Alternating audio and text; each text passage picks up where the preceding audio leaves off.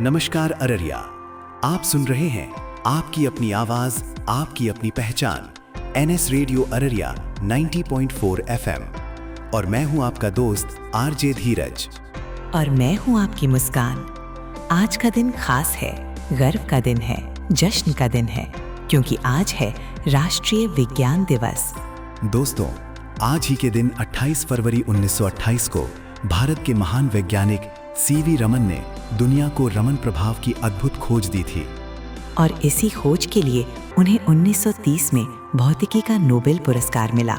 वे ये सम्मान पाने वाले पहले भारतीय वैज्ञानिक बने। दोस्तों, विज्ञान सिर्फ बड़े शहरों की लैब में नहीं है। विज्ञान है हमारे अररिया के खेतों में जब किसान मौसम देखकर बीज बोते हैं। विज्ञान है हमारी रसोई में जब दाल उबलती है। विज्ञान है आपके मोबाइल में जिससे आप हमें सुन रहे हैं। बिल्कुल, विज्ञान कोई किताब का चैप्टर नहीं। विज्ञान है क्यों पूछने की हिम्मत और कैसे समझने की जिज्ञासा।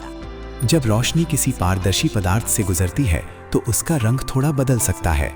इसी घटना को कहते हैं रमन प्रभाव। और इसी कारण हमें आसमान और समुद्र नीला दिखाई देता है। कितना अद्भुत है ना, प्रकृति भी विज्ञान से रंगी हुई है। तो आज का सवाल, भारत में मिसाइल मैन के नाम से किस वैज्ञानिक को जाना जाता है? अपना जवाब हमें कॉल करें या व्हाट्सएप करें।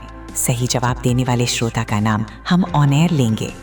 अगर आप अररिया के किसी गांव से हैं, छोटे स्कूल में पढ़ते हैं, तो याद रखिए, महान वैज्ञानिक बनने के लिए बड़ी जगह नहीं, बड़ा सपना चाहिए। हर बच्चा वैज्ञानिक है, बस उसे सवाल पूछने की आजादी चाहिए। राष्ट्रीय विज्ञान दिवस की हार्दिक शुभकामनाएं।